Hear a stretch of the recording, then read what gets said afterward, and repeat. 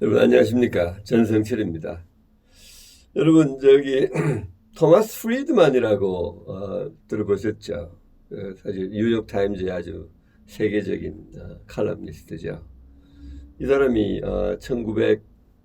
1999년 지금부터 20년 전에 그 아주 렉서스 앤 올리브 트리라는 아주 책을 써가지고 아주 공전의 히트를 쳤었죠. 그게 말하자면 바로 그 세계화를 정말 그대로 제대로 진단한 책입니다. 그 세계화라는 게 이거 10년 전에 1989년에 소련이 이제 붕괴되면서 시작된 거 아닙니까? 사실 냉전이 끝나고 한 10년 됐을 때 그것이 되어가는 것을 쭉 보면서 그것이 정말 어떤 의미를 가진다는 걸 갖다가 제대로 설파함으로써 아주 엄청난 히트를 쳤고 저도 그때 그 책을 읽고 참 굉장히 이제 감명을 받았는데요. 이 사람이 결국은 세계화가 이제 가져올 그 어마어마한 혜택에 대해서 많이 이야기를 했었어요. 세계화라는 거는 뭐 기가 막힌 거잖아요. 왜냐하면 사람들을 부자로 만들었지 않습니까? 왜? 좁은 시장에서는 싼 것이 좋은 물건이 귀할 텐데 전 세계를 대상으로 부품을 사가지고 제일 싸게 사서 그걸 또 만들어가 넓은 시장에 파니까 전부 다 부자가 된 거죠. 세계화를 정확하게 진단하고 미래를 예측했던 프리드만이 뉴욕 타임즈에 쓴 칼럼의 제목은 The World Shaking News That You Are Missing. 당신이 지금 알고 있지 못하는 세계를 지금 뒤흔들고 있는 그 요지가 뭐냐 하면은 베를린 장벽이 30년 전에 무너졌는데 새로운 장벽이 생기고 있다는 거예요. 그걸 갖다가 이 사람은 디지털 베를린 월, 디지털 베를린 장벽이다. 이렇게 명명을 했어요. 이걸 갖다가 폴슨 재무장관은 전 미국의 행크 폴슨, 그 사람은 작년에 이걸 갖다가 경제적인 철의 장벽이다. 이런 식으로 사실 표현한 적도 했었습니다. 근데 여기서 토마스 프리드만이 뭐라고 이야기를 하느냐 하면은 이번에 이 장벽은 소련은 없고 지금 미국과 중국 간이다. 이렇게 이야기를 했습니다. 근데 이번에는 장벽을 치고 있는 나라가 옛날에는 소련이 쳤잖아요. 지난번에 그때는. 지금은 미국이 장벽을 치고 있다는 거예요. 네. 여러분 아시잖아요. 그죠? 화웨이에 대한 규제, 그죠? 그다음에 뭐 관세 폭탄, 그다음에 지적 재산 관리 불공정 그거 하는 뭐 무역 협정, 뭐 이번에 홍콩 지지 법안까지 내면서 이제 이렇게 하고 있는데 뭐 제일 중국 입장에서 골치 아픈 게 소위 엔티티 리스트라는 거죠. 소위 그 리스트 안에 올라가면은 상무성에 이게 뭐든지 뭐 어지간한 거 다 허락받아야지 수입에 갈 수 있는 이런 건데 이제 중국이 지금 그 리스트에 올라가 있고 그래서 미국이 지금 장벽을 치고 있다는 게 사실은 지난번에 장벽하고는 차이예요. 근데 미국이 왜 이렇게 장벽을 치고 있을까요? 참 미국같이 세계 최강의 나라, 최고 부자의 나라는 무서울 게 없는데 장벽이라는 거는 약자가 치는 거거든요. 그죠? 예. 그리고 40년간 미국하고 중국하고 서로 하면서 서로 많은 혜택을 받는데 왜 이렇게 장벽을 치게 됐을까? 이거를 우리가 알아야 됩니다. 지금 세계를 보실 때는 이 관점을 가지고 보셔야 될 것 같아요. 한마디로 말해서 시진핑이라는 독재자의 출현입니다. 작년에 시진핑이 중국이라는 나라에 사실은 황제가 됐거든요. 평생 임기가 보장되는 어떻게 보면. 근데 사실은 중국은 그전까지는 공산당 일당 독재 같으니까 독재 국가 같잖아요. 그죠? 그러나 사실은 정치 프로세스는 사실은 굉장히 민주적인 면이 많았어요. 어떤 면에서. 중국은 공산당 안에서 민주주의가 있었던 거예요.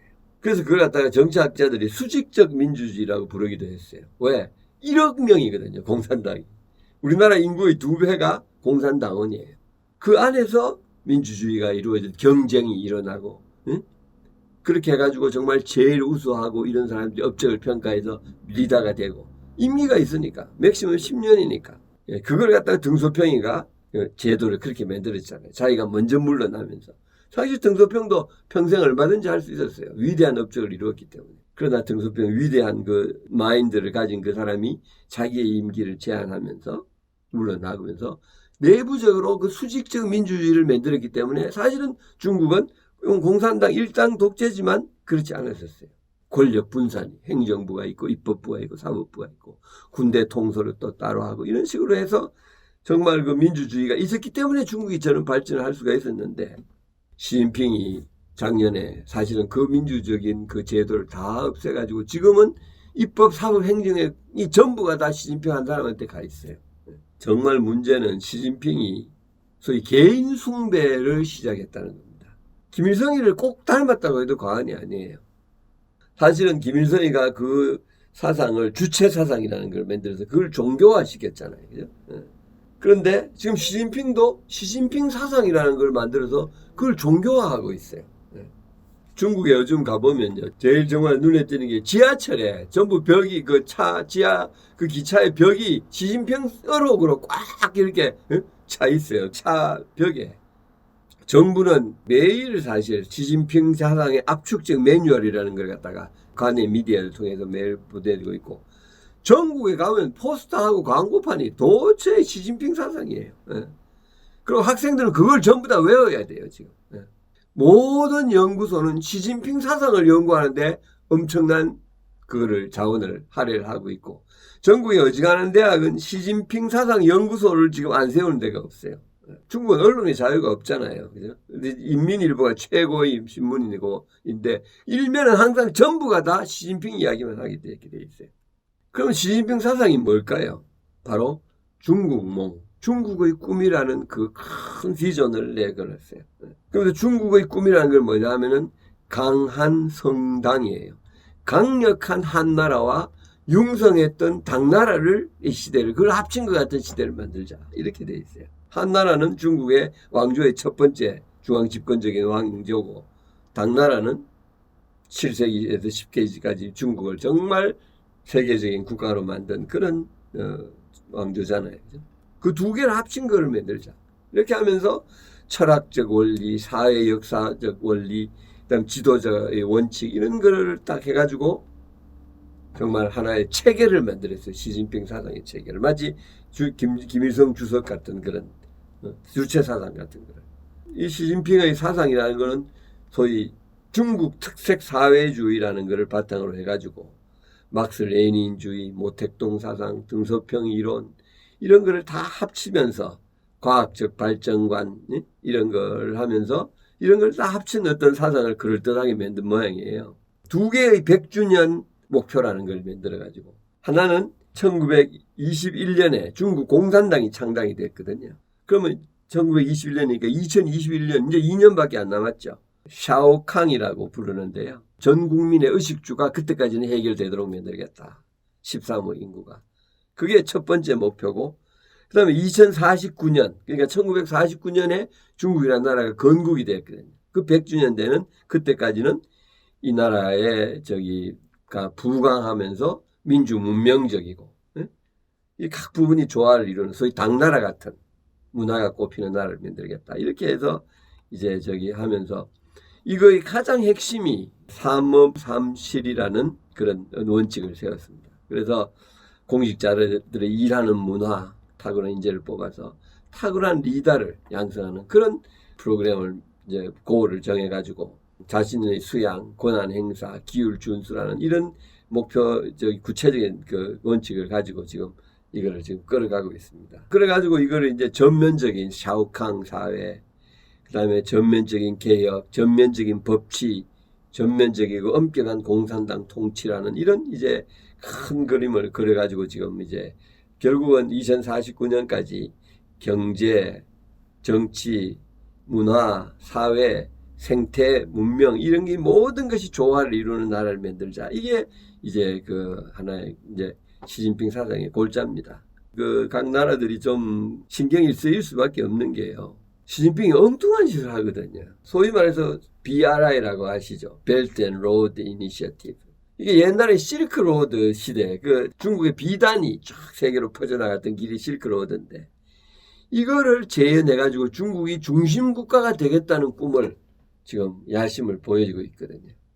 그 제일 황당한 게 여러분 중국이 지금 국민 소득이 만불이 채 될까 말까 한 수준입니다. 그런 나라가 지금 80개국에다가 돈을 주고 있어요. 근데 기가 막힌 게 자기보다 훨씬 더 부자 나라들, 불란서에 14억 불을 커밋을 했어요. 주겠다고.